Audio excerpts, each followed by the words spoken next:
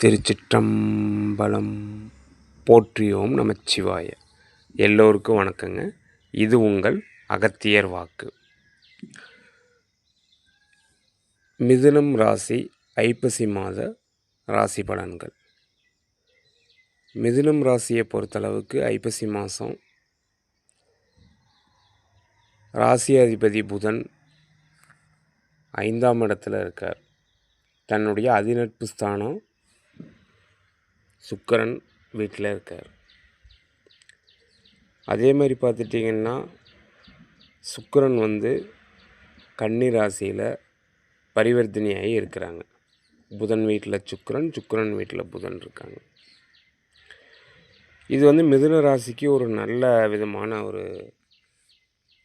Result கொடுக்கும். ஐப்பசி மாதம் முழுவதுமே ஒரே ஒரு விஷயத்தில் பார்த்துட்டிங்கன்னா உடல்நிலை சம்மந்தப்பட்ட விஷயத்தில் கொஞ்சம் கவனம் தேவை. ஏன்னா ராசி அதிபதி பலமாக இருந்து 5 குடைய அதிபதி பரிவர்த்தனையாக இருந்தாலும் கூட செவ்வாய் பகவான் உங்களுக்கு பார்த்துட்டிங்கன்னா வலிமையாகிறாப்புல. அவர் 6 குடையவர். 6 குடையவர் வலுக்கும்போது பார்த்துட்டிங்கன்னா உடல்நிலையில் கவனம் கட்டாயம் வேணும். அதே சமயம் பார்த்துட்டிங்கன்னா அதை மேனேஜ் பண்ணக்கூடிய அளவுக்கு கண்டிப்பாக ஒரு நல்ல விதமான நிகழ்வுகள்லாம் நடக்க போகுது. பண வரவு இருக்க போகுது. சொத்து, வெளிநாடு பிரயாணம். அதே சமயம் பார்த்துட்டிங்கன்னா பெரியவங்களோட இருந்த மனக்கசப்பு, பெரியவங்களுடைய ஆசீர்வாதம் இதெல்லாம் நல்ல விதத்தில் கிடைக்க போகுது. 6ஆம் இடத்துல ருணம், ரோகம், சத்துரு, கடன், வம்பு, வழக்கு இதை குறிக்கக்கூடிய கிரகம் அங்கே வலுவாக இருக்கிறதுனால கிட்டத்தட்ட பார்த்துட்டிங்கன்னா அந்த ஐப்பசி மாதத்தில் முதல் 10லிருந்து ஒரு 15 நாள் வரைக்கும் சரிங்களா, பெருசாக ஒன்றும் பாதிப்பு இருக்காது. அதற்கு பிறகு பார்த்துட்டிங்கன்னா கண்டிப்பாக சிரமம் கட்டாயம் உண்டு. இப்போ நல்ல திசாபுத்திகள் நடந்து சுபகிரகங்களுடைய பார்வையில் செவ்வாய் பகவான் இருக்கார் அப்படின்னா பிரச்சனை இல்லை. அல்லது ஏற்கனவே 6, 8, 12 கிரக தசைகளோ இல்லை நெகட்டிவ் பிளானட்டினுடைய கிரக தசைகளோ இல்லை ஏதாவது ஒரு சிரமங்களை அனுபவிச்சிட்ருக்கீங்க அப்படின்னா அந்த நேரத்தில் இந்த செவ்வாய் பகவானுடைய தொந்தரவு கொஞ்சம் உங்களுக்கு கூடுதலாகவே இருக்கும். திசாபுத்தி நல்லா போயிட்டுருக்கிற பட்சத்தில் பிரச்சனை இல்லை. அதுக்கப்புறம் பார்த்துட்டிங்கன்னா உங்களுக்கு 9ஆம் இடத்துல ராகு, 10ஆம் இடத்துல பார்த்துட்டிங்கன்னா சனி. அப்போ தந்தை ஸ்தானத்தில் பார்த்துட்டிங்கன்னா உடல் சம்பந்தப்பட்ட அதே மாதிரி தந்தை வயது உடைய பெரியவங்களுக்கு, வீட்டில் இருக்கிற பெரியவங்களுக்கு உடல்நிலை சார்ந்த தொந்தரவு இருக்கலாம். அவங்களுக்கு நீங்கள் மருத்துவ செலவு செய்ய வேண்டிய அவசியம் ஏற்படும்.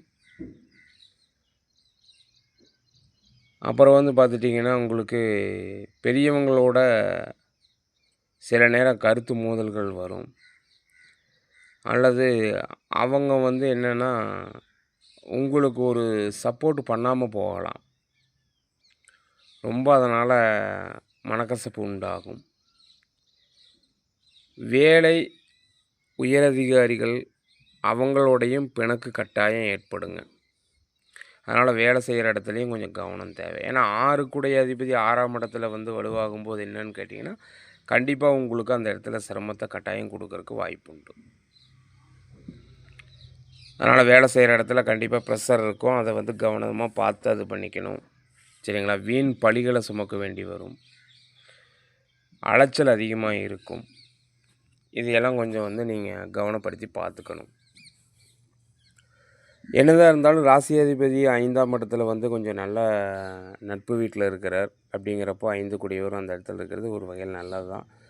கொஞ்சம் தைரியம் கொஞ்சம் குறையக்கூடிய ஒரு கண்டிஷன் இருக்கும். ஏன்னா 3 குடைய சூரியன் பார்த்துட்டிங்கன்னா அங்கே 5ஆம் இடத்துல உங்களுக்கு நீசகதியில் இருக்கிறார். அங்கே புதனும் சுக்கிரனும் வந்து உங்களுக்கு ஒரு நல்ல ஒரு இதில் இருந்தாலும் கூட சூரியன் வந்து கொஞ்சம் உங்களுக்கு கொஞ்சம் பதட்டமோ அல்லது ஏதாவது ஒரு டென்ஷன் ஏதாவது வந்து வந்து போய்கிட்டு இருக்கலாம். இல்லை குடும்பத்தில் இருக்கிற பெரியவங்க அந்த மாதிரி திடீர்னு அவங்களுக்கு ஒரு மன தைரியம் குறைவு ஏற்படுறத உங்களால் ஃபீல் பண்ண முடியும். அவங்களுக்கு சப்போர்ட்டாக நீங்கள் நடந்துக்கணும். இல்லைனா அவங்க எல்லாருக்கிட்டேயும் உங்களை பற்றி ஒரு சொல்லி ஒரு தேவையில்லாத ஒரு மன சஞ்சலத்தை ஏற்படுத்தலாம். அல்லது நீங்கள் போய் அவங்கள பற்றி சொல்லி அது அவங்களுக்கு வந்து மனசஞ்சலம் ஏற்படுற மாதிரி இருக்கும். அதை கொஞ்சம் பாருங்கள். குழந்தைகள் வகையில் வந்து பார்த்துட்டிங்கன்னா ஓரளவுக்கு நல்லதுன்னே சொல்லலாம். படிப்பு விஷயம் இதெல்லாம் வந்து நல்ல முறையில் இருக்கும், நல்ல விதத்தில் போகும். கொஞ்சம் குறிப்பிட்ட சிலருக்கு வந்து கொஞ்சம் சிரமத்தை கொடுக்கும். அதே சமயம் வந்து பார்த்துட்டிங்கன்னா அவங்களுக்கு படிப்பு சம்பந்தமாக வந்து செலவு பண்ண வேண்டிய சூழல் வந்து கட்டாயம் ஏற்படும். அதற்காக கடன் வாங்க வேண்டிய சூழல் இருக்கும். சில பேருக்கு வந்து பார்த்துட்டிங்கன்னா அதுவும் கொஞ்சம் ஒரு நல்ல விதத்தில் நடக்கிறதுக்கான வாய்ப்பு உண்டு. வெளிநாடு பிரயாணம், சொத்து சம்மந்தப்பட்ட விஷயத்தில் ஒரு நல்ல திருப்பு முனை ஏற்படும். நல்ல ஒரு மாற்றம் ஏற்படும். வழக்கு வியாஜ்யங்கள் ஏதாவது இருந்தது அப்படின்னா அதுலேயும் நல்ல ஒரு மாற்றம் ஏற்படும். வழக்கு சம்மந்தப்பட்ட பிரச்சனைகள் ஏற்கனவே போயிட்டுருக்குது அப்படின்னா அதில் சுமூகமான தீர்வு ஏற்படுறதுக்கு எல்லோரும் உட்காந்து பேசலாம் அப்படிங்கிற மாதிரி ஒரு காம்ப்ரமைஷன் ஆகிக்கலாம் அப்படிங்கிற மாதிரியான ஒரு இதெல்லாம் வந்ததுன்னா தயவு செஞ்சு சரின்னு சொல்லிடுங்க. அதெல்லாம் முடியாதுன்னு பேசிகிட்டு இருந்தீங்கன்னா கடைசியில் அது உங்களுக்கு சிரமத்தை கட்டாயம் கொடுத்துரும்.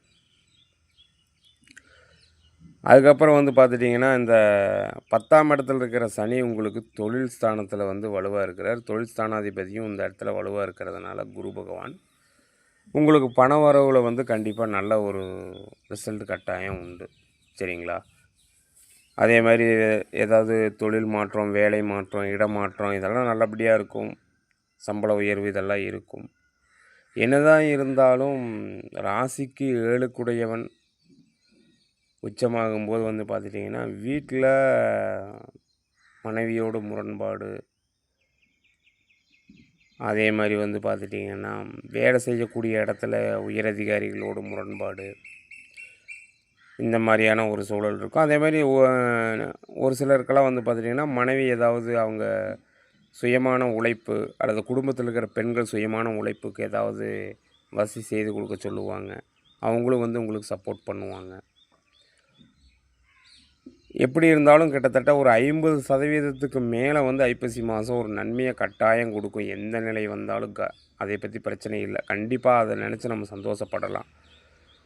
ஒரு 50% அதுவும் ஜாதகம் வந்து சரியாக இல்லாத, அதாவது பலமில்லாத கிரக தசைகள் நடக்கும்போது மட்டும் கொஞ்சம் கூடுதல் கவனம் தேவை.